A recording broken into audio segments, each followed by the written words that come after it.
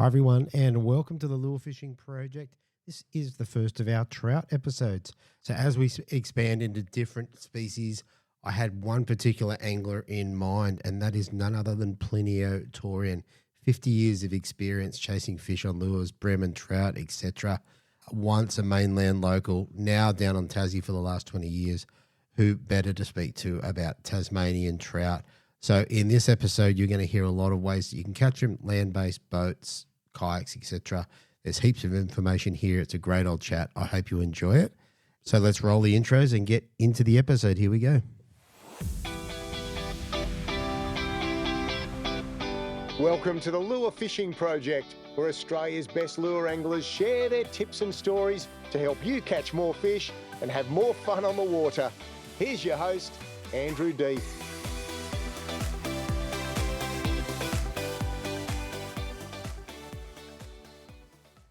Hi, Plinio. Welcome back to the show, mate. How are you, mate? Mate, I am good. And like we were saying before, I'm not that cold, even though it's the middle of winter. It's not too bad.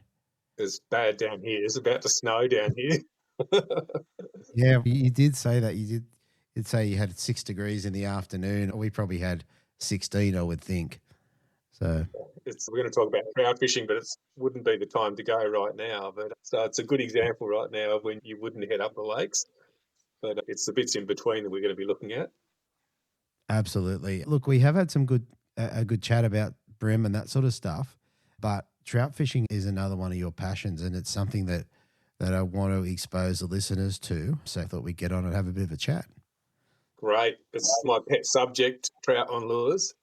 50 years of it. So I suppose I would have picked up a thing or two in all those years. Had a few sort of sabbaticals on the mainland, living in Victoria where I did some trout fishing and living elsewhere, but it's great to be back in Tassie. Been back 20 years now, back in Tasmania. Wow. And yeah, done a lot of bream fishing, but I still am I'm mad for trout, always have been. Done a bit of fly fishing, and I've discovered a lot with lures, and it's a very effective way to catch trout. Yeah, and I've noticed and I've said this before, that often a lot of the champion bream anglers also dabble or at least do a little bit of trout fishing. Some of the guys who are really good anglers, there seems to be a bit of a crossover there. Absolutely. Even Morgo had a go last time he was down here and asked for a tip where to go, and I'm glad he caught some there, or I would have been in trouble.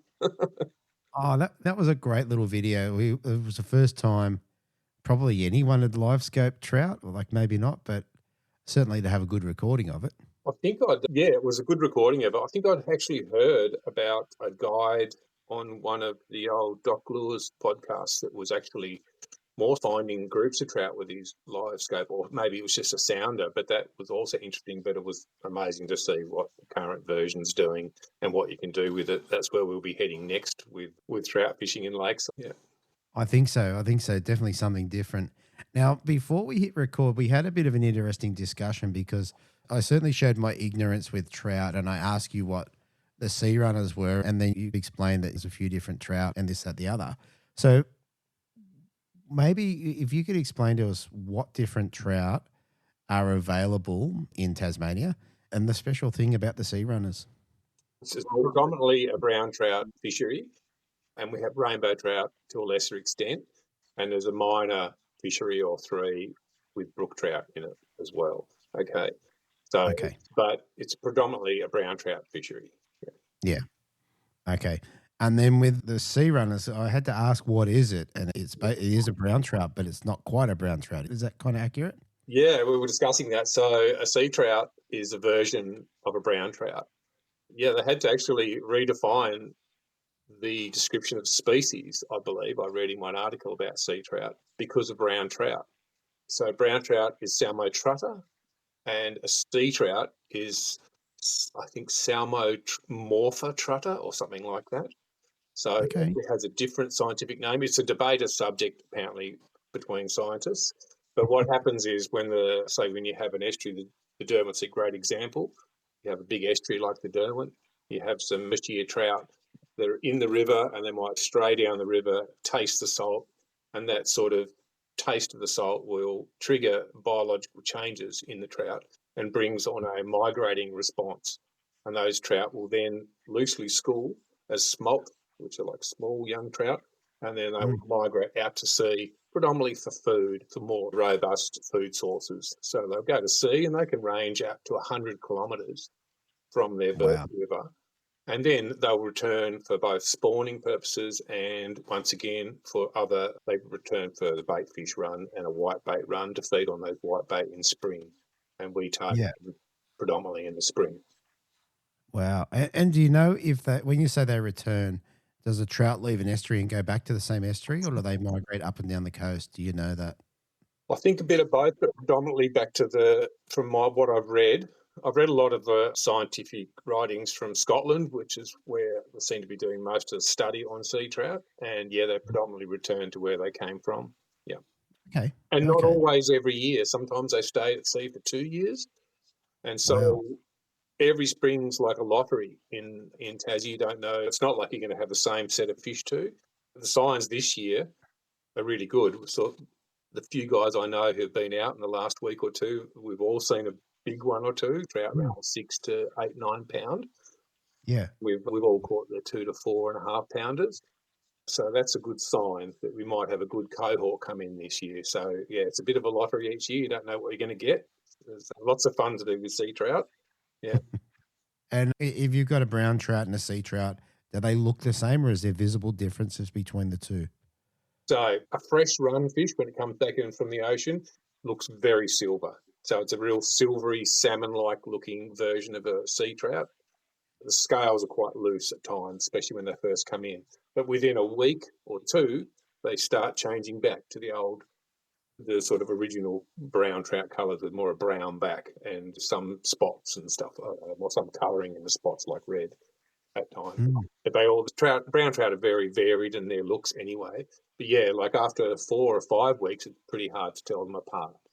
A lot of confusion there. There's a lot of arguments between trout anglers. Oh, it's not silver, so it's not a sea trout. It's not an easy argument as that. I've read a lot about it. A lot of people haven't read much about it. And I see everything I've read in what I catch. So it confirms all these things I'm talking about. Yeah. Yeah. And the other thing that's relevant at the moment is down there you have some systems that are have closed seasons, and some that don't. And we're about to tick over, as far as I understand, into the open season. Is that correct? Yes, that's the timely chat. Open season starts, like the full-blown trout season where all the waters are open, starts first week of August. And I think it goes to last week of April. Yes. That's the full-blown trout season where everything's open. There's a slight variation for the start of rainbow trout waters and the finish of rainbow trout waters. They open a little later. There's some waters that have got rainbow trout rules, and they close later. That's to do with their spawning variants. Sure. It sounds very confusing to me. So if people want to actually find out what the go is in terms of where they can fish and can't fish, where's that information available? The IFS Tasmania website, so Inland Fisheries Service Tasmania. Everything's listed there, even down to a water-by-water basis with the bag limits for each water, each river. It's all there. You can just scroll through everything. Yep. You can buy your license there and everything. Yeah, so it's all readily available. Yeah, even if it's shop on the IFS site. Yeah, I was going to say, even if it is somewhat confusing. But yeah, okay. All right, let's talk about catching some trout. So what I think we'll do, if it's okay with you, is run through a few different lures and rods and reels and all that sort of stuff. For someone, if they're coming down, particularly on a holiday, they might go down there chasing bream or doing what else, but they go, we might go and try and catch a trout. Let's try and educate them in how they might go about doing that. So this is going to be predominantly a chat about the lure version of catching trout. And we'll touch on fly fishing here and there. But essentially, bring your brim gear. So most of your listeners are going to be very familiar with that. Your sort of 7 foot, 1 to 3, 2 to 4 kilo, fast taper with a light tip. I generally fish 6 pound leaders for trout and 10 pound PE, pretty much for trout and brim across the board. That'll do it for you. That'll do it for you. Small lures that I'm using in that 4 to 7 centimetre shallow minnows are the predominant sort of style of lure you're going to throw. But, of course, there's options for variation, lots of it. But that standard sort of shallow minnow light spin setup is going to do it for you. Yeah, so for people who are chasing bream, they've probably got most of the components that they're going to need to go down and catch a trout. Yeah. They're probably not going to have enough shallow minnows, because I always find that mainland anglers come down with all their mainland light lures, and they're always short on minnows, which we tend to fish. And that's because we're fishing rivers and we're fishing shallow lake edges, where essentially you're fishing a metre of water. So something just under a metre is going to hover off the bottom. Yeah. Something that's got a little bit of weight to it, cast well, is a big asset in Tassie. You might be protected when you're down in a river hollow, but when you're out on the lakes, wind is always an issue. So, yeah. Okay. And is there any restriction on hooks? Like it's not a barbless hook reel or anything like that? No, nothing like that. No, treble's fine. There's no real need to change there. There's a lot of people fish light plastics as well, so we'll cover that too. But the same style of you sort of straight 3-inch minnow type plastic, whether it's a straight or a paddle tail version, they're your sort of your starter plastic for trout. All the similar stuff, it's all in the same bracket. And there is some people like to vary these presentations around, but if you want to start with the standard presentation, I don't really vary from it too much. Yeah, it's best to stay in that sort of bracket. Sure. All right, let's roll into, you go down there to catch a trout. You've got your 1 to 3 kilo rod. You've got your bream sticks essentially. Where are we going to go? Where would be a good place to start? And it doesn't have to be an exact system, but I'll be telling you where to go. Don't worry about that. I'm renowned for that. I was going to say most people do. So yeah. But look, I would be starting on rivers. Streams, small rivers would be a good place to start. The lakes can be a little bit daunting if you don't know, if you've never been up to our highlands. One, you've got the weather to deal with, and it's a little bit daunting sometimes, a huge, wide, open lake. You just don't know where to start. But to start with, I'd be heading somewhere like the Taina River down south, or the north or southeast, or the Meander up in the northeast to start with. Because when you're in a river scenario, every hole's a fresh pallet.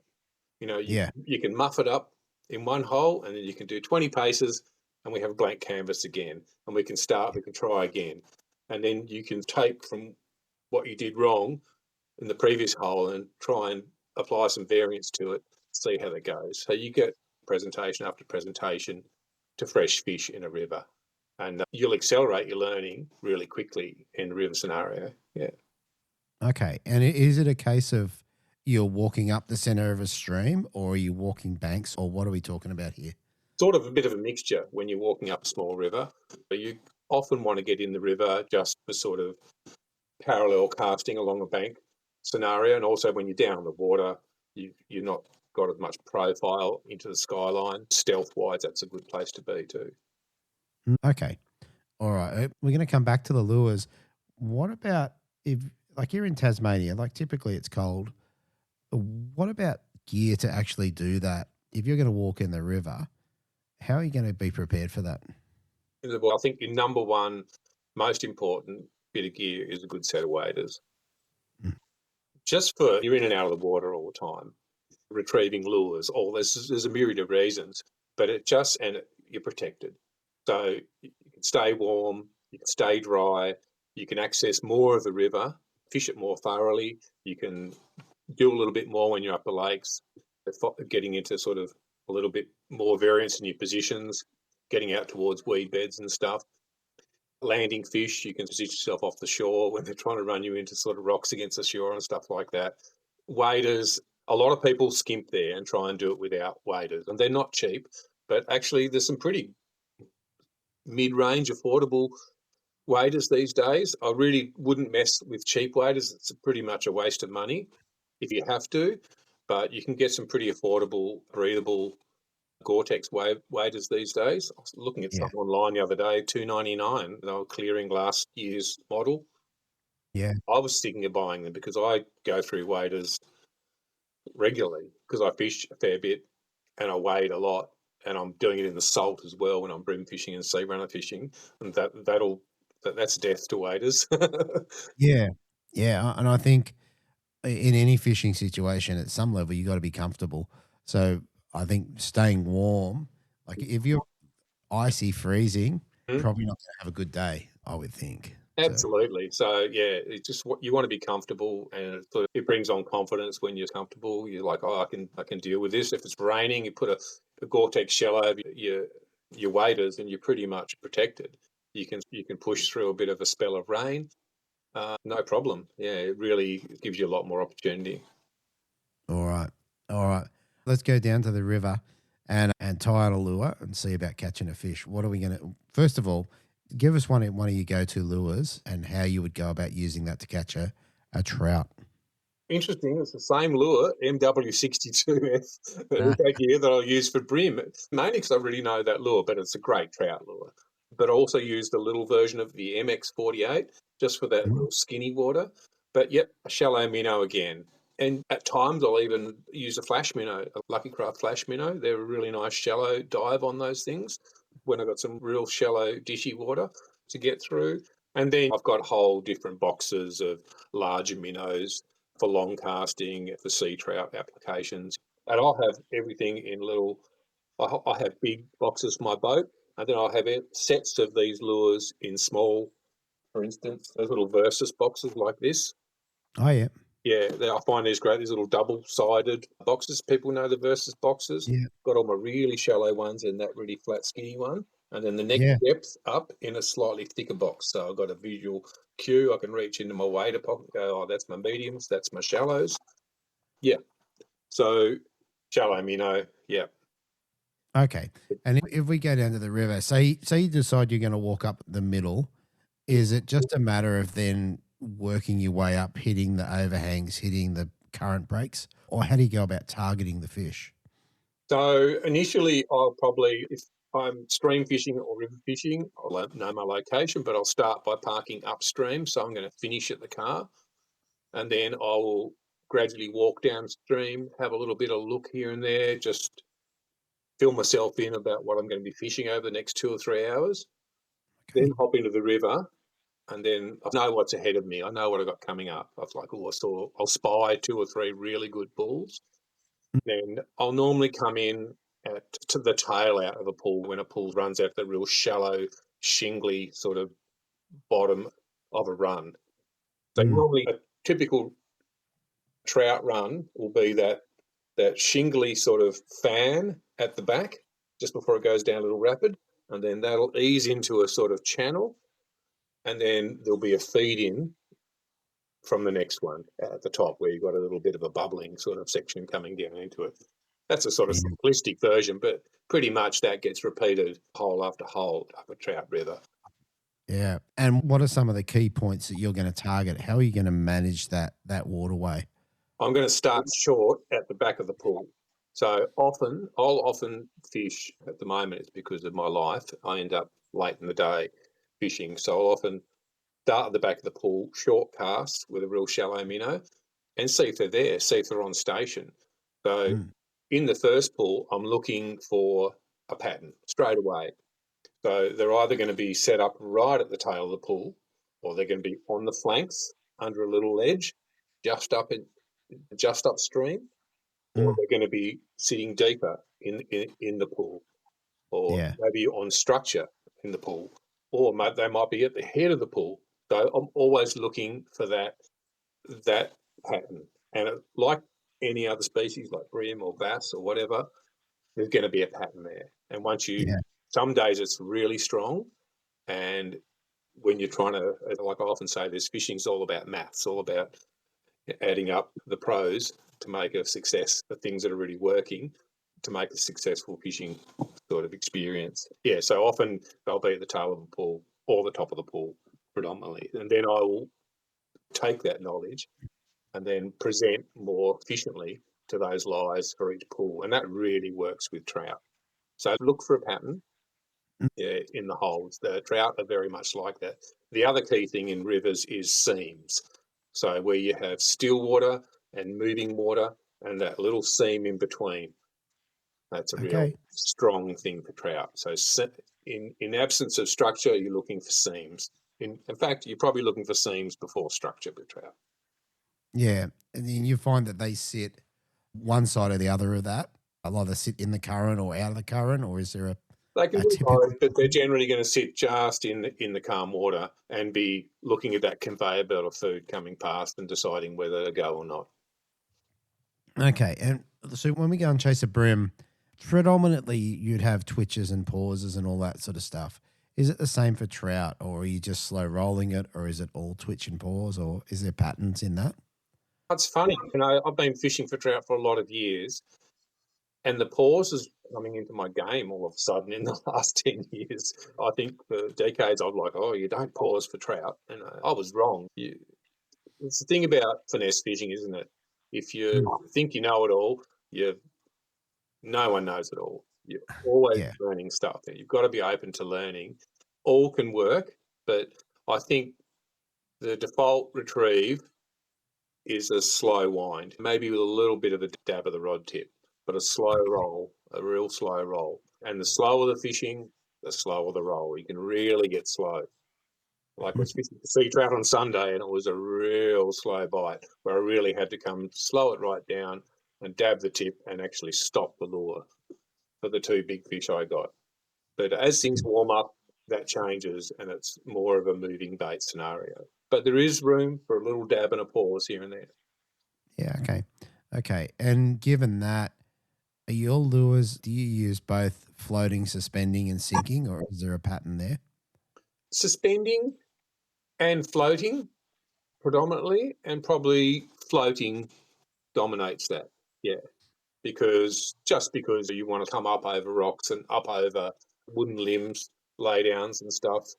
If you can, it's a good function to have in your portfolio when you're trying to cover the four-wheel drive your lure over the bottom. Yep. Yeah. Yeah. Very good. All right. The other thing I was thinking is I've only done a little bit of trout fishing, and one of the things that I noticed is just navigating your way up through a stream. Like, you don't want to be falling over. Like we don't really have too many giant, vast New Zealand type broad braided rivers. We don't have them here. Most of our rivers fit into the sort of meadow stream, small river stream bracket. So they're pretty navigable. But yeah, you don't want to be going, especially when it's cold, you don't want to be pushing it.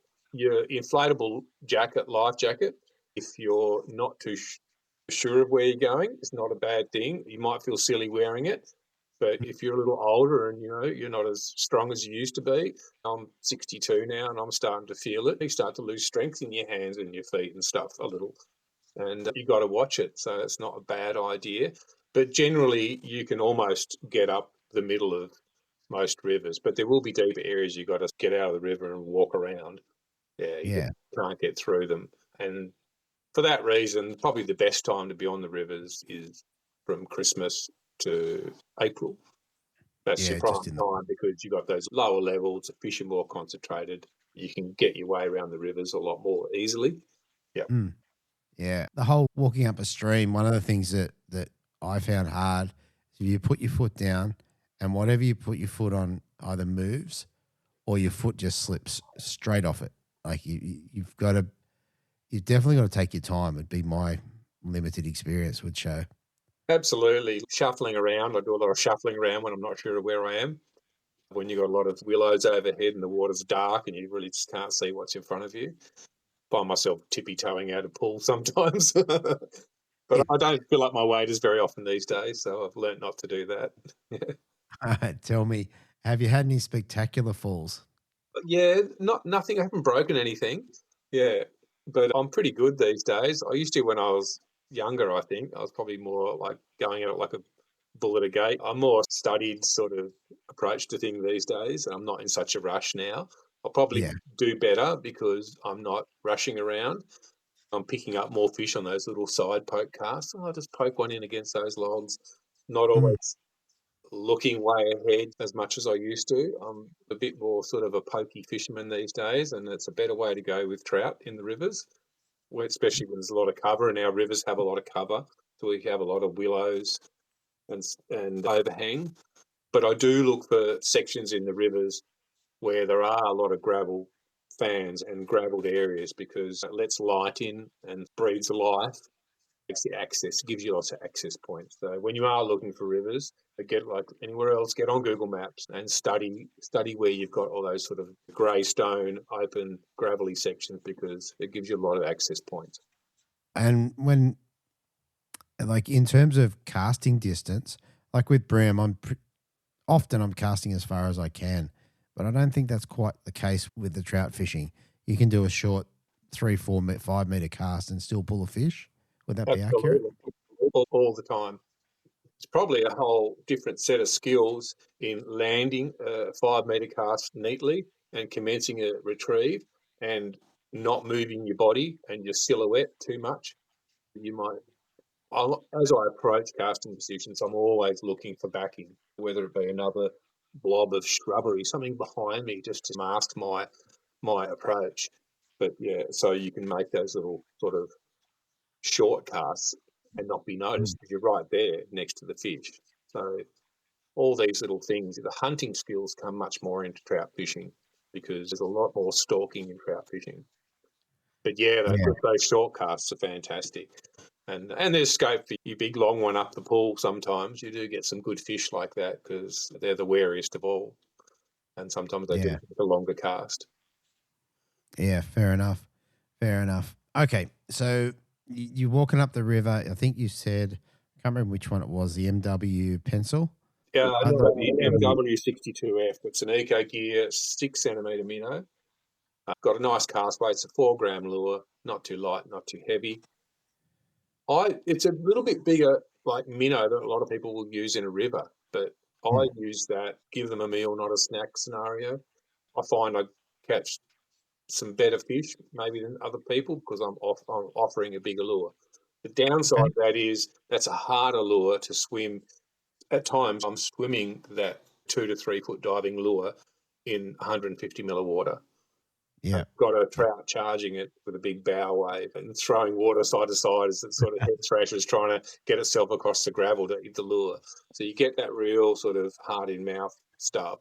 But learning how to tip that lure as it comes up into that last bit of shallow edge and how to swim it all the way to the rod tip is really important and make the most of the retrieve and use the lure right to the rod tip. Yeah, okay. That sounds very cool. It's nothing like seeing a fish charge at your lure and then anticipating the strike. So Yeah, I think it's very exciting. There's plenty of room for that sort of don't wind that last metre on and then use the tip to sweep and don't do it too drastic like you would for a big muskie or something in the US. And so then sweep your rod tip to the side and the trout will turn then and charge and take your lure. Yeah. You add another metre or two of retrieve just by sweeping your rod tip around. Yeah. Yeah. And what about colours? Do you use different colours to what you would for bream? Yeah, look, your default trout colours, your black and gold, you'll see it on a lot of the finesse lures, kinkuro in Japanese, which means black and gold in Japanese, by the way. Right. I actually looked that up the other day. I was like, I wonder what kinkuro means. It's black and gold. Of course it does. But so black and gold is your default colour. But there's a lot of scope for other sort of almost black gold variants, red gold with a pearl belly, your sort of AU colours, your obvious sort of brown trout, rainbow trout variants. There's plenty of scope for those. And also green and yellow up in the lakes. And in the real clear waters of, say, your 19 lagoons, wilderness lakes up in the Central Plateau, matte lures. So lures with a matte finish and a frosted bib. You might see a frosted bib where it's like a matte coloured bib, not a shiny bib. There's a bit of room for that too when it gets real tough in the crystal clear waters of the Highlands. Okay. Yeah, very interesting. What other lures would you have with you? Is there anything particular? Definitely going to have some plastics. Like my son gave me back this box the other day that I'd given to him up the lake. So I've given him a lay-down minnow in black and gold, 2 black and gold MWs, and then I've given him some pearl olive paddle tails in 2.53 inch, and then some more sort of black gold and natural gudgeon colour plastics in the same sizes on 2 size jig heads on 1/16 and 1/8. So I've had him covered there. So you can come to Tasmania with that little box and survive. You'd be fine. Was that a grass minnow that you had there? I've got grass minnows and power shads, which they don't do. Oh, I've still got some stock, I think, at JML, but beautifully laminated, quality Japanese plastics. I love good plastics. Ikagear makes some great ones. Keytech makes some fantastic ones. I don't use the Keytech stuff, but every time I go into a tactical shop, I go, gee, they look good. But there's plenty of great plastics around. The black and gold tea-tail from Berkeley is probably the most sold plastic in Tasmania, but there's plenty of other good quality plastics out there. And gulps in the same size and the same sort of patterns will give you that little bit of added taste variant. If you're learning, it's not a bad place to go. Yeah. Okay. So then I know we said, maybe, I'm not sure whether before we started, but you're predominantly hard body fisherman. When would you swap over to a plastic? What would be that trigger for you? Oh, probably early in the season when it's cold and tough. I just want to get down a little bit when there's obviously nothing in shallow, and I just want to go a little bit deeper and drop and pick up and drop again. I'll go through the plastic retrieve in a minute, standard plastic retrieve. But in those scenarios. Yeah. But so your standard plastic retrieve for trout. Okay, now we go back to like around 2000, 2005. Plastics were really taking off in Tasmania, and it was all about the old Berkeley bass minnow. Oh yeah, it's really a drop shot minnow, right? Beautiful. American drop shot minnow, and everyone through trial and error developed a cast out, drop down, because in early season we're out off the shore in boats a lot, working the 2 to 5 metre sort of area. Drop to the bottom with an open spool, pick up your line, just do a slow bend, look for the bite, lift up with your rod tip right to 12 o'clock, drop your lure, and as the lure's dropping, keeping that slow bend in there, right to the bottom till the top, and looking for the tick. So, and then repeat, and then pick up, rod tip up to 12 o'clock, and then it's a pretty slow presentation, but early season they'll want that. These days, everyone's spinning T-tails like they're a hard body, and no one does the deep drop anymore.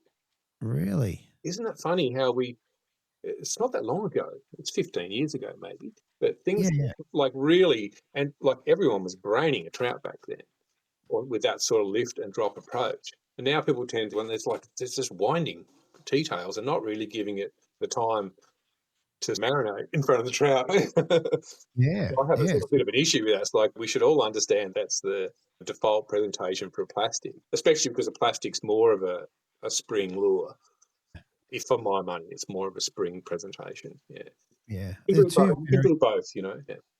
Yeah, I was going to say they're two very different techniques. In terms of one, it's just a slow technique. It's just the way you demonstrated that to me was just a really slow lift up to 12 o'clock. Yeah. And then a slow wind down. You're just trying to keep enough belly in that line to see a tick without hitting it. Yeah. And then the other one is, I don't know whether you're sinking it to the bottom, but obviously slow rolling it back. It's you'd mainly be sinking it down and slow rolling back. But as you know, while you keep the moving lure, it's going to come up pretty quick. And that is going to work as well. But I think it's important to know the two different functions. Yeah. Yeah. That's why I use that power shad. That power shad I've got, it's got a broad tail. You know how some T-tails have got a tiny T-tail? But the power shad's got a real broad tail. And I use that because it's actually designed to fish slowly with lots of action, but that broad T-tail on the back will catch the water and lift the presentation up. So you can fish a pretty heavy jig head, but keep it moderately deep, the lure. Yeah. And I think that's a good thing. Like a little bit of weight's a good thing in trout fishing because, especially up the lakes, because you've got wind to deal with. Yeah. You want to thumb your line at the end of your cast and straighten that line out before it goes in the water. You don't want belly in your line, sideways belly particularly. Yeah. Yeah, that is very interesting. But the reason I don't fish plastics that much is the power of covering water that the minnow gives you. And it's a massive asset to any sort of fishing. And that's probably why I fish the minnow more than anything else, in a hard body minnow, of course, is because you're just covering water. And particularly when you're in a lake environment, you can cover a lot more water, but in a river environment, you can do a lot more casts in each pool in a short amount of time. So if you're time challenged, and I often fish after work during the warmer months, I'll finish at 4 o'clock or 5 o'clock and get in the water at 5:36 and fish till 8:30. Yeah. Yeah. A couple of hours. Yeah. And so you've got to make the most of it. Yeah. Definitely. And down there, like in Tassie, and in the summer months, are you always in waders, or is there a time where you're not in waders? Yeah, I'm always in waders. I'm obviously a softie, but I see guys in New Zealand like wet wading, and like now, I saw a video the other day. It was like a day old, and the guy's wet wading. Water must be like 5 degrees or something. I'm not tough anymore. I'd be in waders, but I didn't know. I genuinely didn't know whether that was a thing. Yeah, but it's their own. The young'uns don't need to buy the waders because they've still got good veins and good blood. Yeah, definitely. Right. That's the way to go. Fair enough. All right. So if you're going to target one of the lakes up there from the bank, what's the sort of setup of the lake? Are they a very gradual bank, like a shallow basin, or are they big drop-offs, or is there I'm trying to work out how someone would target the waterway. Well, you got both. So you can quickly find both in most lakes. Those areas right on the dam walls and the flanks of the dam walls are often going to be, because we fish a lot of like dam impoundment style waters, like Great Lake, for instance, Arthur's Lake Echo, places like that. You've got both. But a lot of the time when you're trying to find feeding fish, they're going to be shallow. So, but both, predominantly you're going to be, when you're there at the right time and you're having success, you're going to be in the shallows again. Yeah. Yeah. And is that a case of, if you're standing at the bank, are you going to be casting 90 degrees to the shore? Are you going to be trying to do a shallow run or a mixture, or how's it kind of look? I think the first thing I do is I'll project where I'll be an area I'm trying to hit, because I think it'll be a good area, but I'm looking at wind initially. Lakes have current. A lot of people don't realise how much current in lakes. And a lot of the current is almostly wind-driven current. And second, in those times of temperature change, you've got the added water movement from temperature change, convection, and all that stuff. So, So I'll be looking at that, and I'll often try and fish shores that the wind's hitting, because that's going to blow water across the surface onto the bank, and then it'll flow out along the bottom, disturbing food for trout. And the trout, if everything is going right, are going to be coming in near the shore and trying to pick up those disturbed bits and bobs that they're looking for. So that's a good setup for the trout, not necessarily a good setup for the caster. So in that scenario, if I'm walking down the shore and the wind's coming into it at a right angle, casting down the shore, I'm going to get a big belly in my line. So initially I'm probably going to shorten up my casts a little bit, or feather the back of my cast, like I said before, straighten my line before my lure hits the water, or I'm going to stay on the shore and throw straight into the wind. You're never going to get it all how you want it, but you're going to try and, if you've got waders, you might be able to get off the shore and then throw sort of on an angle back to the shore. And that's probably going to be your best presentation if you can find a setup like that. Yeah. Okay. That makes a lot of sense. It means you could, if it's hitting the shore at maybe 60 degrees or 45 degrees, then you'd be able to work your way down a bank quite nicely. Yeah. Not spook the fish, have a decent cast. Yeah. So you want to have the wind working for you to feed the trout, but you also want to have the wind working for you cast-wise if you can. Yeah. Yeah. In the absence of that, you're better off casting straight into the wind, and the stronger the wind gets, the more direct into the wind you want to cast if you have to. Yeah. And I've had people watch me fishing and go, well, I remember coming out of somewhere once and this guy was watching me and he goes, oh, you were doing that all wrong. And I'd caught my bag. And he told me how I was doing it all wrong because I was casting into the wind. He was a fly fisherman, but no, nothing against that or anything. But he didn't get what was going on. You can quite effectively cast into the wind, especially with the gear we have these days with light braid and strong light leaders. Yeah, you can get away with a lot more. Yeah, absolutely. And it's obviously quite different to trying to cast into the wind with a fly. So yeah, they're pushing it uphill to try and achieve that. Where with the spin gear, you can work around that. Yeah, you've got a lot more options. Yeah. Yeah, definitely. All right. What about the waterways down there where you've got access to boat or kayak? What sort of options have you got down there? Well, I don't have one at the moment, but I think kayak would be a fantastic thing to bring down. Coming over on the Spirit, straight off the bat, take it easy where you're going because the water stays cold, and if you're up there by yourself in a kayak, keep it safe. There's plenty of good areas to go, but I'd be playing on the safe side because it's cold in Tassie and exposure and what's going to happen to you once you get in the water is not a good thing to think about. But there's plenty of great areas, even the bigger lakes like Great Lake, the Brady's Chain, there's plenty of options there. I reckon up in the sort of central west, northwest, there's a place called Talbot's Lagoon, which you can't get a boat on, but you can get a kayak on. That's probably, that's a great venue for a kayak. Other places that's a fairly low lake. Some of the northeastern waters, some of the lagoons up there, like Waterhouse Lagoon, Blackman's Lagoon, they're not big lakes and not great boat access again. That'd be fantastic with a kayak. And also, we've got some good broadwaters on the South Esk.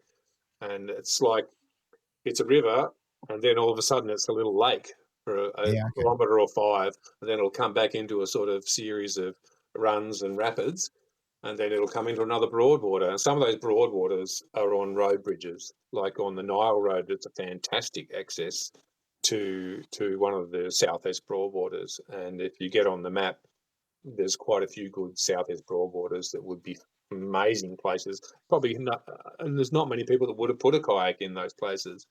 So the fish would be fairly uneducated. Yeah. Yeah, no, I think about the Hobie Lynx would be my choice. Nice and light, shallow draft, and it sounds like that'd be a great kayak for that sort of location. Four Springs is another waterway near Launceston. That's always a good. All these lowland lakes are great in spring because they warm up first. It can be, you've got snow to contend with quite often from now till the end of September. It can snow anytime. It can snow any time of the year really down here, even in January. But it's unlikely to affect your fishing for too long. But that would be another great waterway at Four Springs there. Especially if you're staying in Launceston, you're time challenged. Yeah. Yeah. The other thing that I was thinking about is what sorts of things. So you've obviously got boats and kayaks and that sort of stuff. But if you're walking, how are you going to kit yourself up? You've got your waders, and obviously your clothes. What else are you going to take with you to manage that fishing trip aside from your lures? So I suppose the next most important thing is my net. So I've got, here we go, my little wading net. So that net frame cost me $11.99. And I went and bought one of the Berkeley rubber meshes that go in the Berkeley landing nets. And I took that, got 2 screws there. I love that. And every time I break a replacement rubber net, I put a new one in. And I've got a bit of paracord on there with a loop. And I just loop that on my wader belt. And there's 2 cleats in my wader belt. And I stick that handle behind me on my back, and it sits down my back there, and it's a great system. You can get magnetic net holders, so they can hold your net on your shoulder. You've probably seen fly guys doing that, but this is nice. I find this simple. And the beauty of having a good net is, like, we all like to take a photo of our trout these days. Yeah. And the whole way of landing a trout was using a clumsy sort of fold-out net, horrible things with lures, with a traditional style netting in them. Good, you get your net in, then you've got to spend 25 minutes untangling your trebles out of that net. These are fantastic. Plus, it's a good thing I'll just flop it down, and then the trout will sit in there while I'm preparing my camera for a photo, and then take the lure out instantly, so it's not thrashing around with a lure in its mouth. And so your net's really important. Plus, you don't have to drag a trout up on the shore. You can net it quicker, so you're not having to wear that fish out as much. That's right. If you're going to release it. And it also helps with, I guess you covered that with the fish handling in looking after the fish. Yes, yeah. They are hard to handle. They're slimy critters, trout. So if you haven't handled trout a lot, They're pretty hard to hang on to. Mm. So I like that scenario, having a fish in the net, get the camera set up. If you've got a tripod, I tend to use sticks and rocks half the time. Put the camera on timer, and then you can quickly lift the trout up and you get that little sort of 4-second window, and then they wake up. Yeah. And go bananas.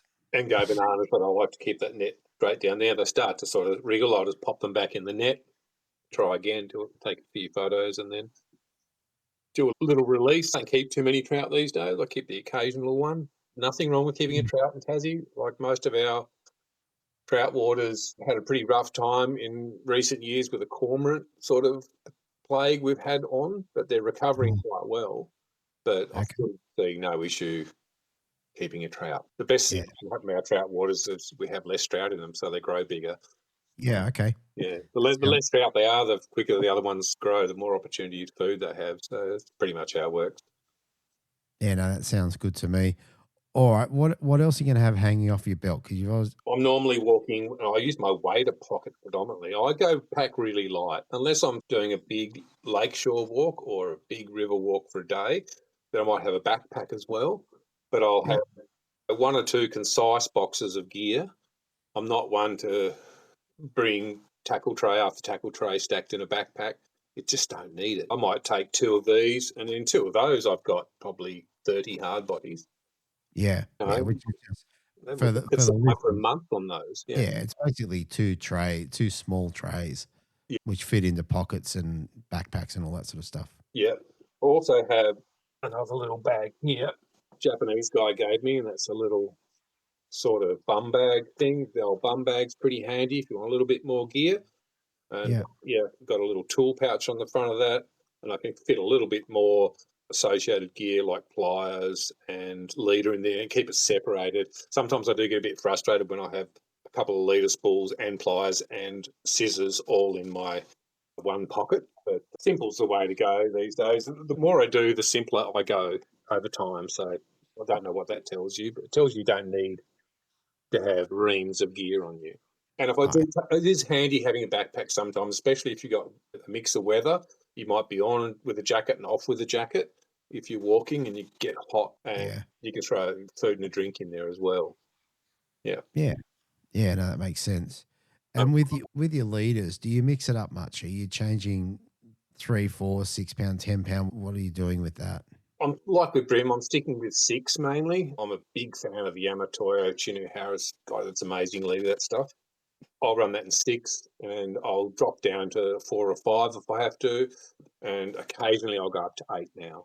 But with the quality of leaders you can get these days, it's really, unless you're going for some trophy trout water, you're targeting a big fish you've seen the day before that might be in the sort of 6 to 8 pound range. If you're lucky, then you might want to think about jumping up to 10 or 12 pound leader, but only in that scenario. Yeah, I rarely go above 6. If I do, it's 8. Yeah. In saying that, I've lost some very big fish on 8 pound in my life. Yeah. I've lost a lot. I'm going to catch one of them one day. Yeah. It's the trouble with being a finesse angler. You get more bites, you catch more fish, but it all gets a bit different when you hook something over 6 pound. Yeah. I learned a lot about landing big trout in New Zealand on my last trip, and I learned that you can go about 4 times harder than you thought you could on 6 pound gear.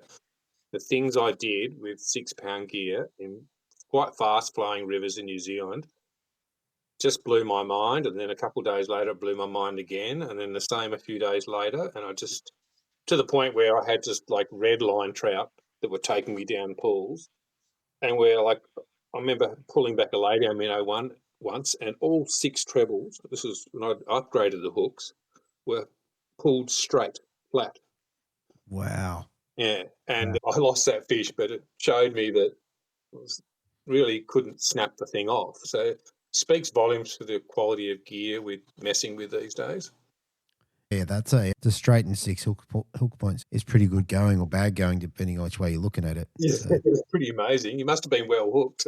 But yeah, we're often having to just stop fish there, or you were going to lose it anyway. Yeah, but we would straighten hooks and pull hooks Didn't lose many lures at all in New Zealand. I reckon I'll be good going forward. I probably could have gone a lot harder in the past, just didn't realise it. But I'm a lot better at FG knots these days. I think that FG helps too. changed things.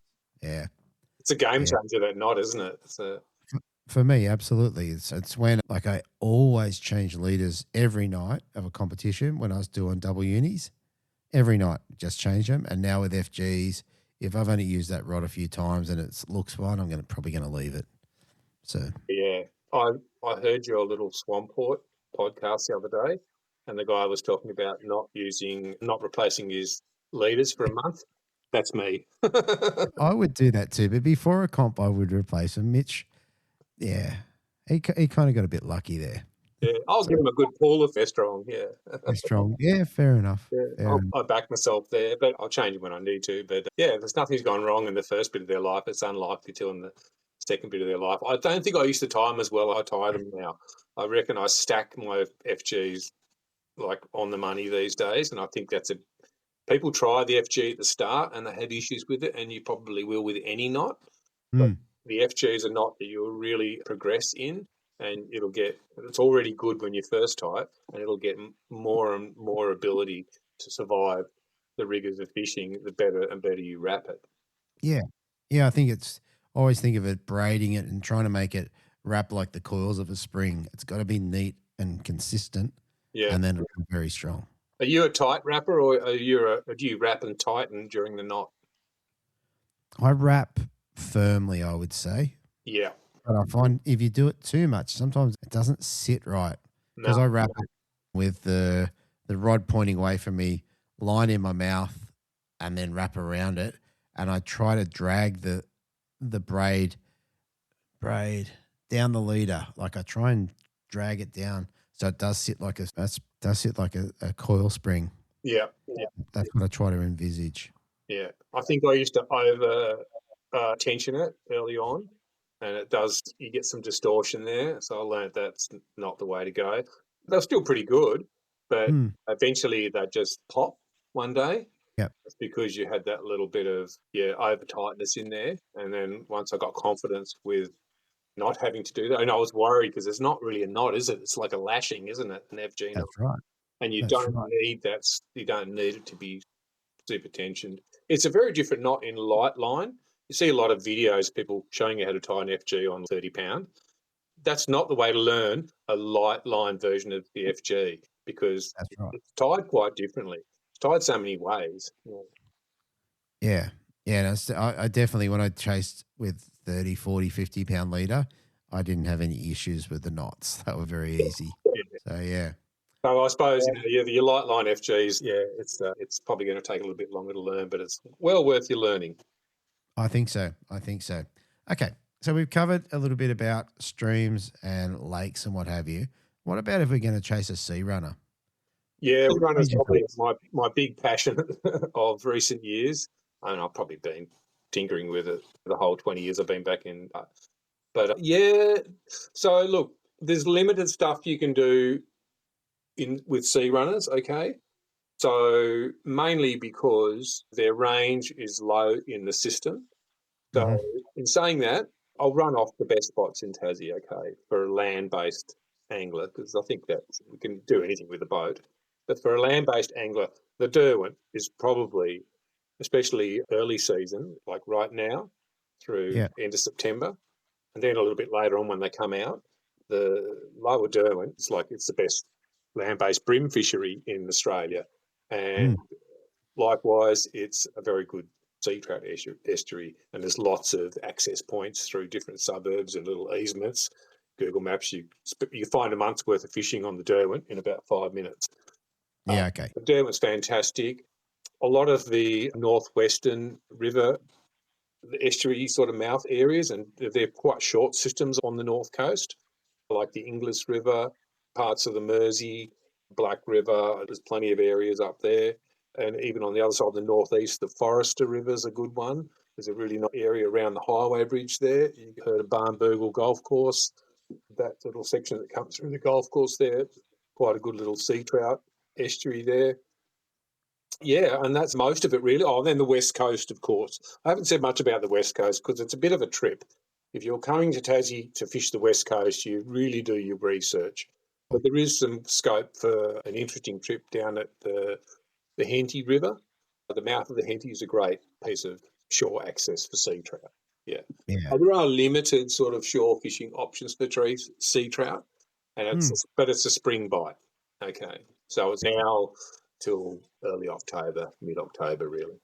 Yep. Yeah, and right now we're like in the back end of July. So, and right now we've got a cold blast coming through, and of course that sort of shuts down the fishing. And so we had good fishing on Sunday. That was the lead-in to a front coming through. And down here in Tassie, that will suck in that sort of westerly, and it'll tend norwesterly, and that'll be the inflow of air, and that'll bring in warmer conditions, and that'll bring the trout up out of the channels and into the shallows. Yeah. Okay. And if you can cross that up with some high tide water, and then the turn and the run out's normally the peak of the bite, that's your prime time for sea runners. So when you've got a milder patch of weather and you've got some high water and maybe a little bit of run out, get yourself in the right spot in the estuary. Points, currents often a good area, like right up against the grass edge or right on the current on a point. There you two. Yeah. Off a lot of grassy sort of edges, whether they're points or just straight runs, they'll have, you know, how you get those little sort of micro channels right on the shore? Yeah. It'll be a flat, but when the water runs out on a big tide, it creates a little sort of, a little tiny divot along the shore. They love to patrol those.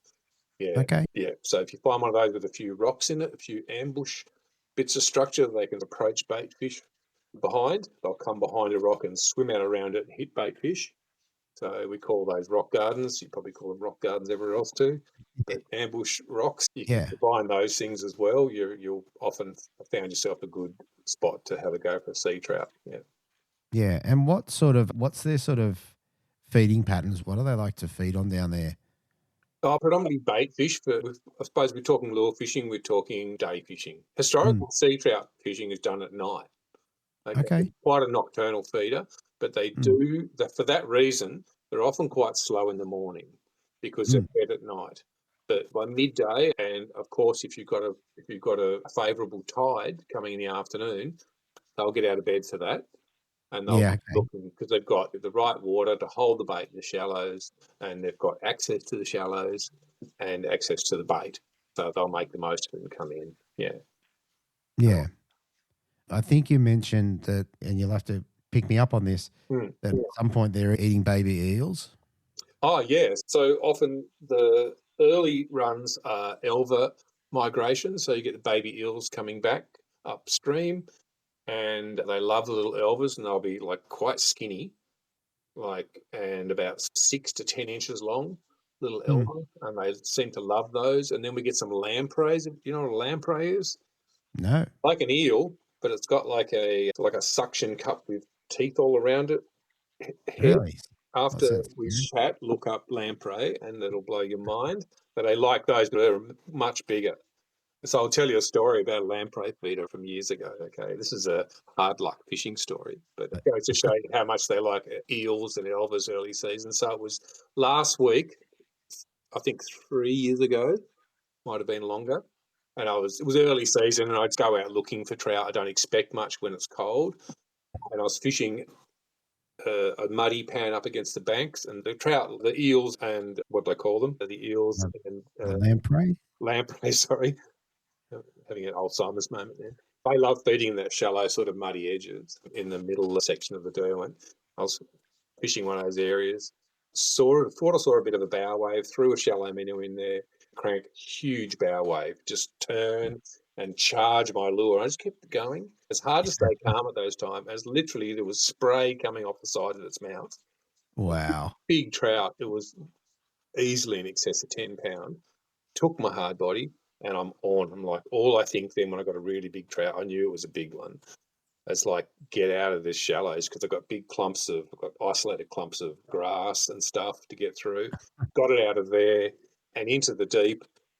Fought it for probably 5 or 6 minutes, which is a long time with a trout, and had it up beside the boat, and I could see it there. It was not only long, it was wide and deep. It was a big of a thing. I reckon it was in the 12 to 13 pound class. Wow. The biggest trout I've ever caught in my life.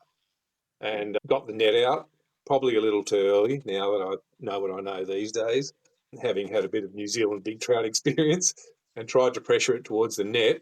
And the slurping sound happened, and my lure came out of its mouth, and the trout was gone. And attached to my lure was like a 2-foot-long lamprey. And my lure, the trout had eaten the lamprey and then eaten my lure, and my lure was only connected to the lamprey. I had both trebles in the side of the lamprey.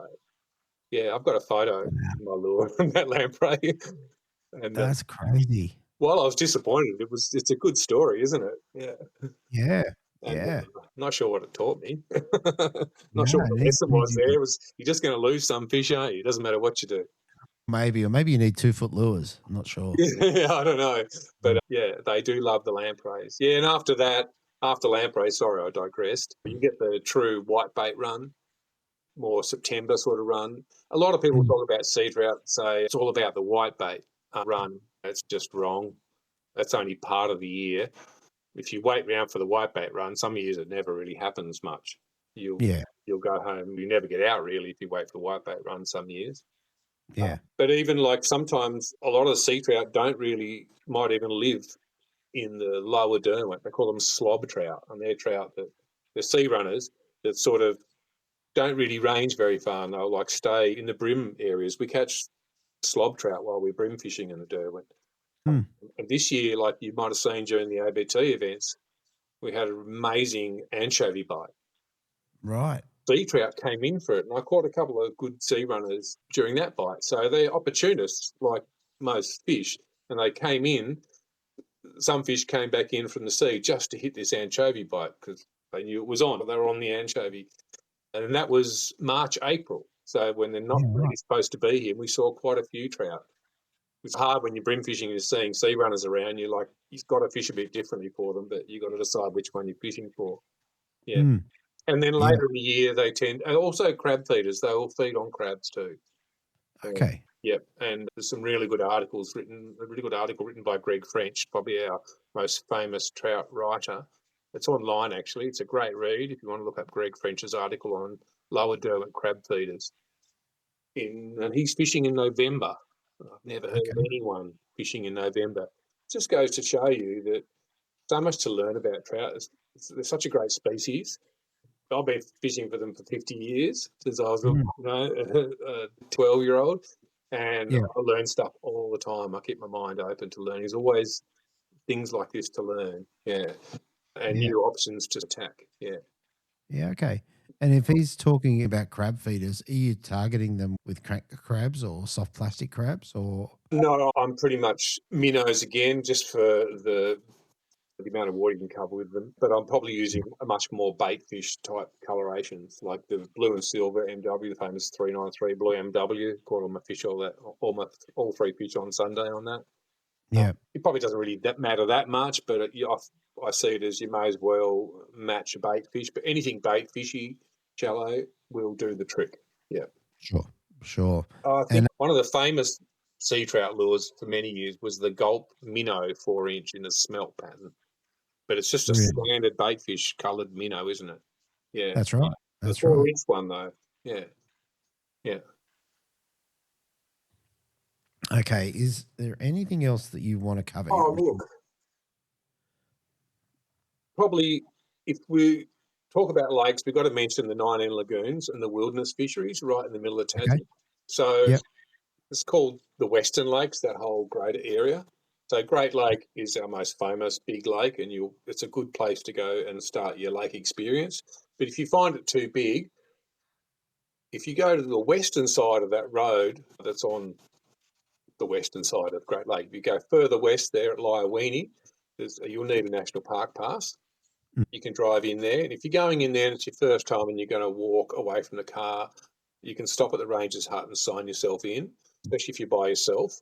If you fall over and break a leg out there, they won't hear your scream.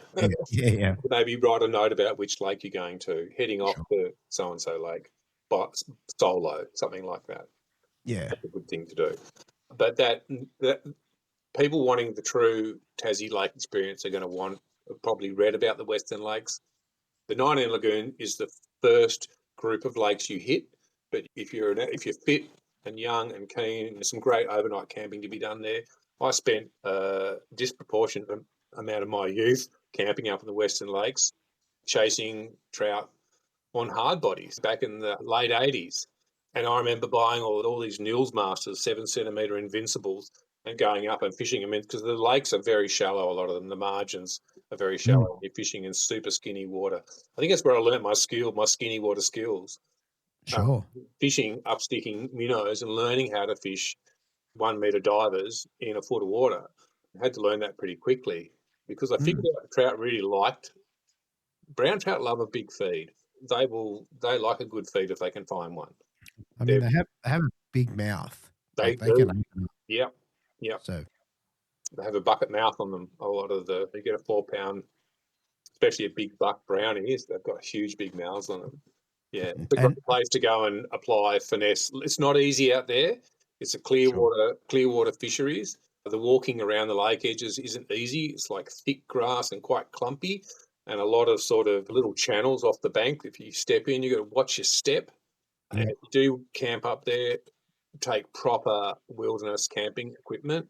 You want 3 minimum, but possibly 4-season tent. You can afford one. I just bought my son a good tent because he's getting into the wilderness camping thing, and I got him a 4-season tent.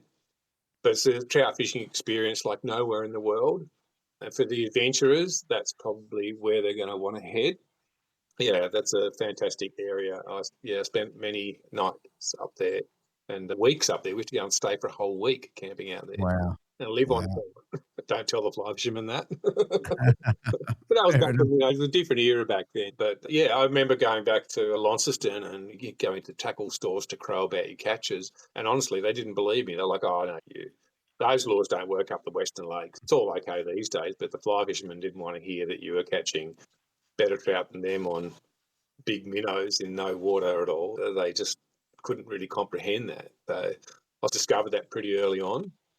Sure. And then I got more into fly fishing.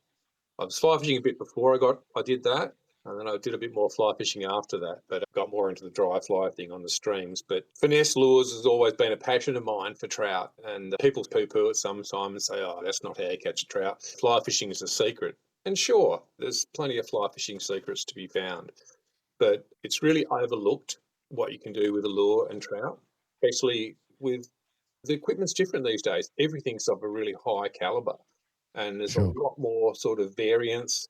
There's a lot more sort of stealth involved in lure presentations. You've still got to do it though. You've got to feather that line. You've got to keep your line lay away from the fish sometimes. You've got to think about your presentation. Sometimes I think more than you do. I think it's more difficult. With my experience with fly fishing, it's more difficult to catch a trout on a hard body in a difficult water construction scenario where it's real shallow, there's some weed, there's a lot of stuff to go wrong, a lot of hooks there to file up and ruin your presentation. But it's when you get it right and you trigger that sort of, the trout comes off station, he's interested, he rips off his position, he comes in and he cocks his head behind your lure, and you're only a third into the retrieve and you're about to hit that sort of sweet spot in the middle of the retrieve where he hasn't seen you yet, and you've still got a little bit of running to do with your lure. You just got to keep it rolling, maybe that little dab, and that might just be enough to make him fully commit and just rise over your lure. It's different than him sucking down a little dry fly or nipping at a nymph. They really go into a really sort of vicious take. And I've heard a lot of fly fishermen say to me, oh, that's just territorial response. Bollocks. It's not a territorial response. He's going, wow, you threw me a peanut. You've given me a whole banh mi. I'm into that, baby. I'm just going to get a full mouthful there and just eat that. And it's real fishing success that when you talk to fish into eating what is a pretty big presentation, Yeah. Particularly if you're fishing in a stream, the fish has only got to eat what's coming down that stream and what it can find around. Like it has to have, if a big meal comes down, it probably has to have a crack at it. I'm regularly catching when I'm having a good, they're really feeding so I'm fishing the south esk or the north esk, which I fish regularly. You're regularly catching like little 200 mil trout on a 6 centimetre minnow. They've got no qualms at all about smashing that. Yeah. They're not as delicate as some people might make them out to be. Sure, they have their moments when they're in the middle of summer, in the hot times of summer, and they're on midges and stuff like that, when they're on really tiny bait and they're really locked in, you might have some troubles. But even then, you'll have a good element of success with them if your presentations are good and you think about what you're doing. Yeah. That's a key thing, to think about what you're doing when you're lure fishing, not just going through the motions and chuck and wind. That's not going to pay dividends for you. Yeah. One of the things that I learnt in the limited amount of fly fishing I've done is that keeping out of sight of the fish and where your leader or where your line lays on the water is important, or can be important. Yeah, absolutely. You don't want to line your fish. I'm not so much of a sight fisher, and I think fly fishing is more about maybe seeing the fish and presenting to it. I'm much more, I base my whole game on effective coverage of potential fish holding spots.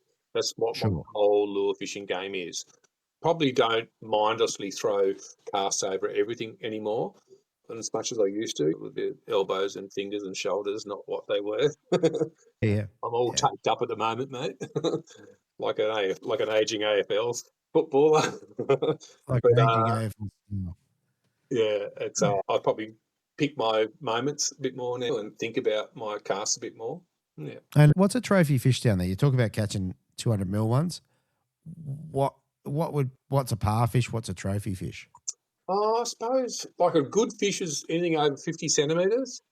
I got a 55 and a 60 centimetre sea trout on Sunday. 60 centimetre one's a nice one. That's probably almost verging on a trophy. But I suppose, and that's probably, the 60 wasn't as fat as the 55, so it was probably a 4 and a bit pound fish. But anything over 3 pounds, a very nice trout. A lot of people will catch like a 43 centimetre trout and call it a 3 pound trout. It's not. It's probably maybe 2 pound. People, I hear brimmers talking about their brim sizes these days. It kills me.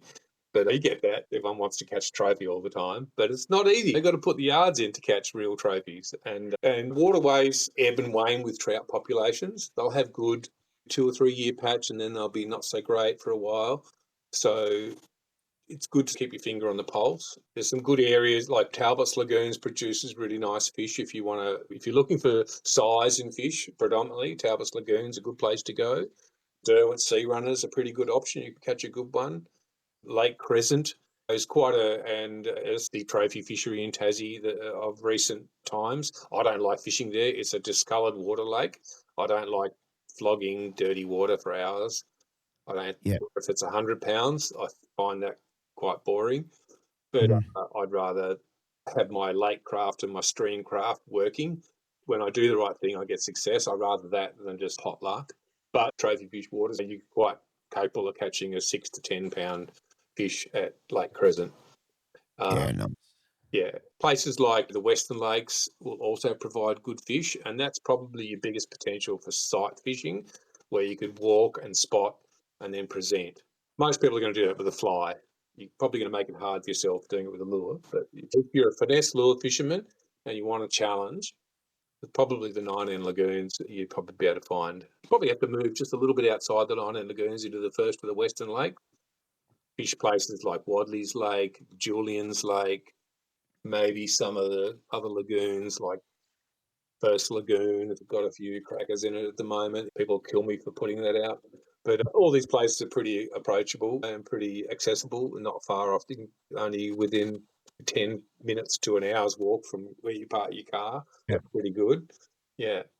But that's a good one. But I think it's more about the Tassie experience. You're not going to see a lot of other anglers down here. So be prepared for that. And if you're up the lakes, there's not much open. There's nothing up there. Take everything with you when you go to the highlands. So when you get outside the major centres, really, after 6 o'clock, it's okay in the summer. You might get a bit of late opening with a few shops, but everything closes down pretty early in Tassie. Fair enough. Stay organised when you're fishing, because you tend to fish late and then there's no dinner if you don't have your food sorted and stuff like that. Yeah.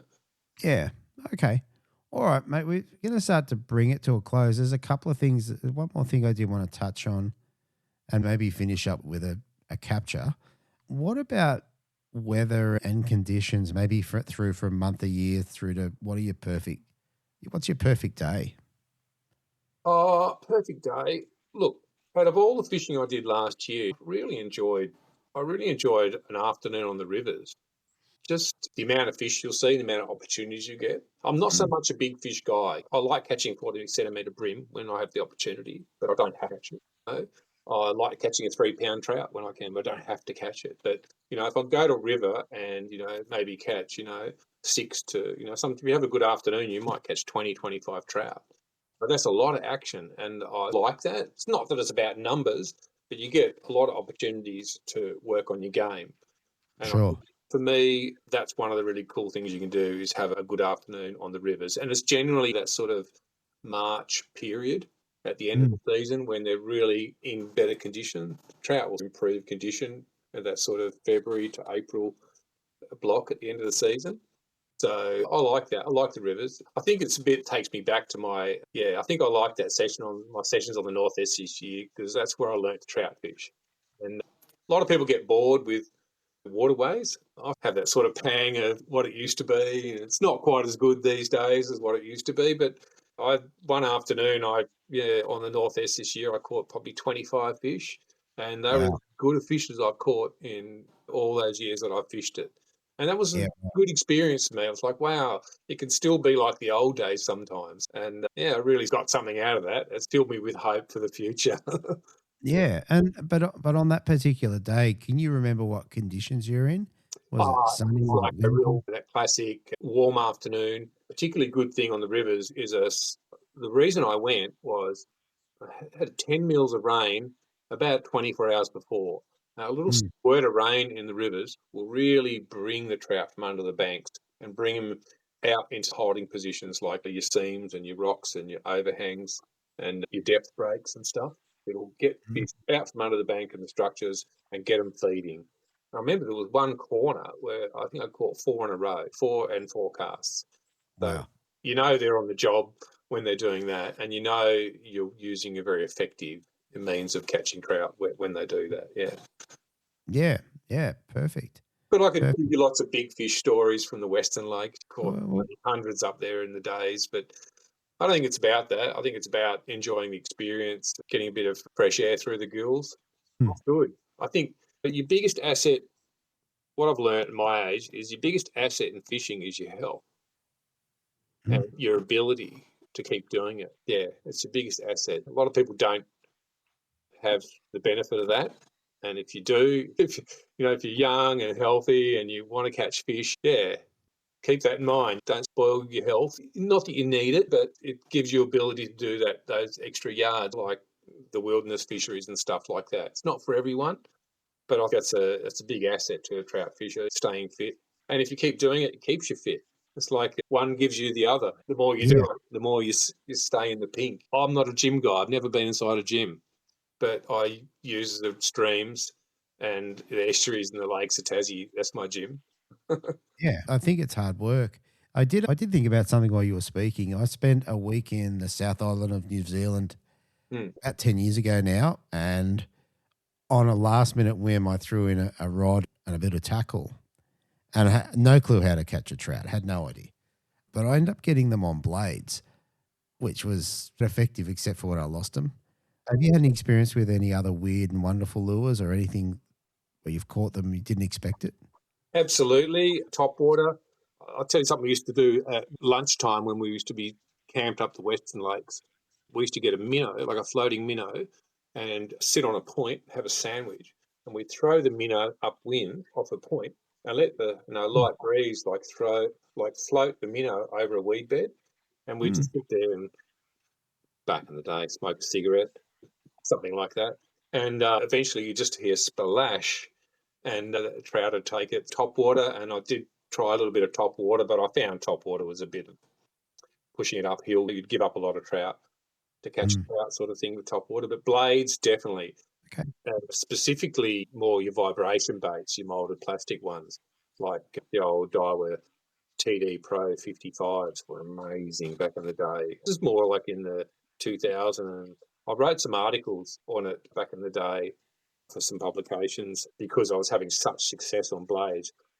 I remember caught 55 by lunchtime one day on vibration baits, fishing structure on, and quite a few of those on baitcaster. There's nothing new to it. It was done then, and it was done before then by other people. It's not new, but also right up to TN60s and the jackals we were using, and the fishing the Megabass Vibration X Sumatras. They were great. They're a big 70 mil. We went up to was really going on that bite for a while, and I don't know, we fished the hell out of that bite, and then I started doing other stuff. But I remember probably my top numbers for trout, and they were good trout too. Top 4 or 5 days would be on vibes. Yeah. Wow. Ever. Wow. I didn't Me and I caught 120 one day. Wow. You know, wow, crazy. We thought we'd count them for the shits and giggles. Normally you catch 20 and they'd be like, that's the day of it. We'll go and have a coffee. Yeah. But unfortunately, that was at Arthur's Lake, and Arthur's is a shadow of its former self these days. But those things still work.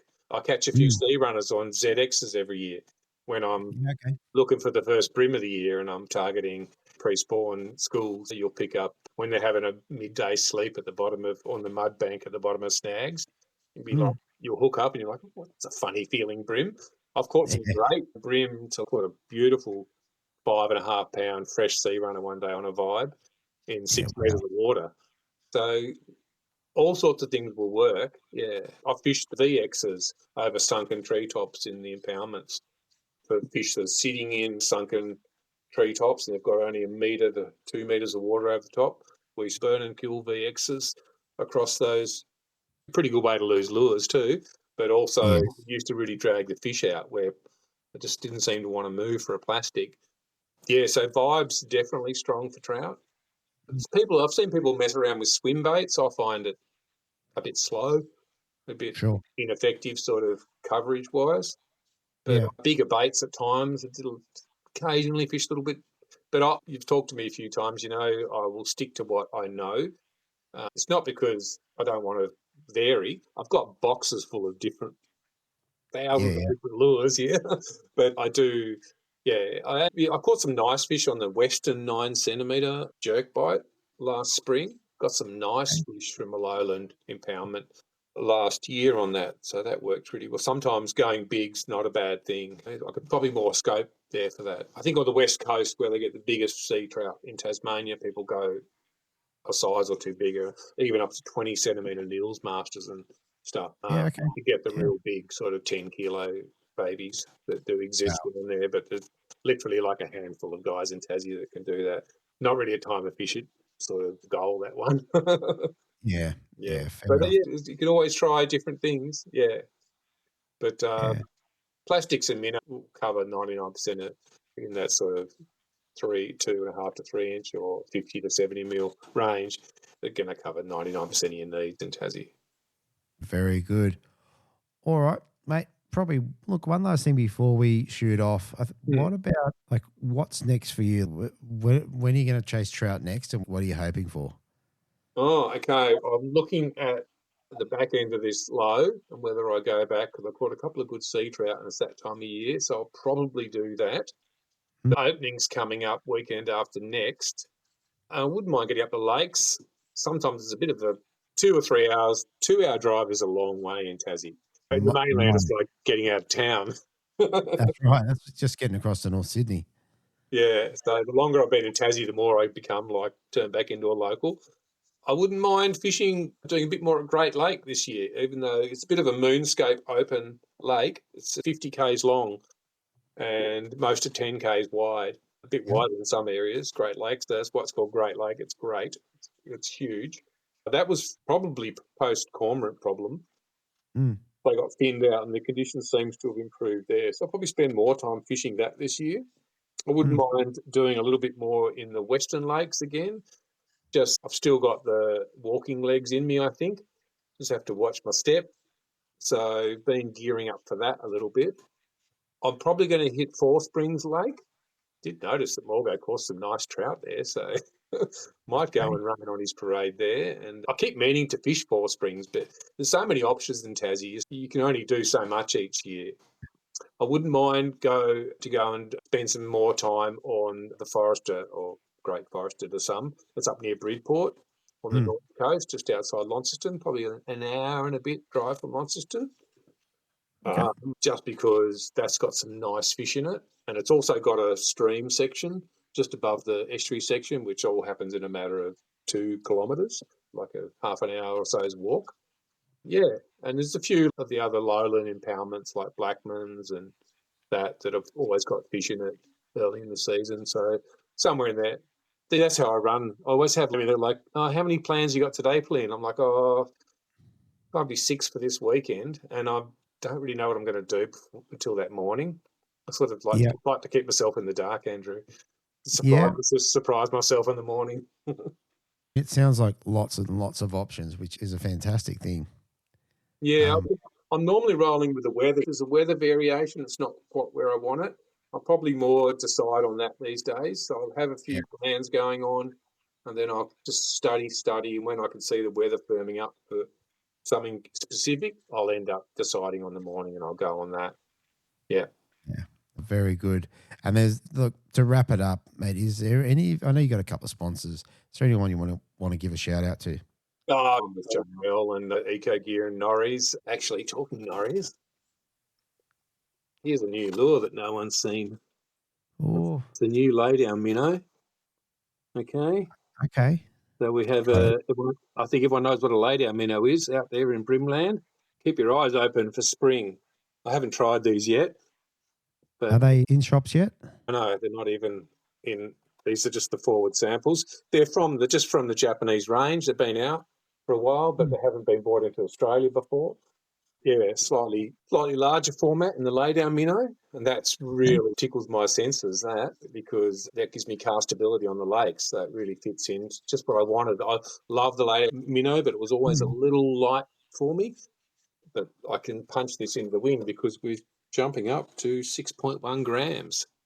Okay, so it got some weight. I remember fishing a laydown minnow 10 years ago, and we had a greeny colour. And this particular fishing trip, that was all we could catch fish on. Yeah. Even the different colours, they were chasing brim, and that's what they were honed into. So. They've got a good wiggle, haven't they? They've just got some juju, those lures. They've got a bit of magic, and I love finding lures like that. Just do it. MW is another one. I know it's in my range. I'm gonna work through all the lures in my range and find the ones that really work for me. But then, of course, I'm going to go to work with it and make it work. So back to your question, thanks JML for all the support. And these are the new, which you've probably seen, these are the new suspending vibe from D-Style / Jackal. So it's a joint project lure. So some of the designers from D-Style and some from, I mentioned, I think, last one, but I've actually been trying them of late. I caught some nice bream and trevally on them the other day, but I can't see why I couldn't catch a sea runner on those. So, JML gave me the opportunity to do fun things at this end of my sort of fishing experience, try new lures and test them out for them. And I just love that sort of field testing scenario. I can throw all my experience into that sort of presentation and pass on my experience to Tony at JML. He's always been a great supporter of mine. Yeah. I think, right back from, I think I won a rod competition. They had a competition going to win a Norries rod, and I went to the Western Lakes, here's your trout story, and caught a thumping big Western Lakes brown and won myself a brand new Norries finesse sweeper, which I always wanted one. And then I was talking to them, and next thing they had me on the team. Yeah. So my whole JML experience started with the trout. With the trout, who would have thought? So there you go. Yeah. Fantastic. And there was definitely some very nice Norries rods. Yeah. I've got a little selection here over the years. I've got some nice little stream models that I drag out every now and again. The Japanese trout stream rods. Yeah. So when I want to just have a little funky rod experience, don't take them out every day because I don't want to break them. I've broken all my favourite ones over 20 years. I had 3 finesse sweepers and I broke the last one a year ago. But no. Great rod for Tassie conditions. bit of butt on them so you could really punch into the wind. And been really good to me, JML, helping me out with the gear over the years. And I've tried to do my best for them. So I think, you only get out of something, you only get out what you put in. Absolutely. That's been my experience working with lure companies. I'm happy to put the effort in and see what comes of it. It's been fun. I'm not sure how much longer I'm going to last. Surely I'm too old. No, mate, still going strong. All right, let's wrap it up, mate. Look, I appreciate you coming on and sharing something a bit different for what is now the Lure Fishing Project, and hopefully you've inspired some people to go out and catch a couple of trout. Absolutely, no worries. And if anyone's coming down, feel free to message me on socials. I'm happy to help out, not all at once, one at a time. I'm happy to, people often do, and I'm happy to help people and steer them in the right direction. Fantastic, mate. Thank you so much for jumping on. No worries, mate. Thanks for listening to the Lure Fishing Project. For extra episodes, the Big Brim series and more, join us at the Lure Fishing Project Collective. We'll catch you next time.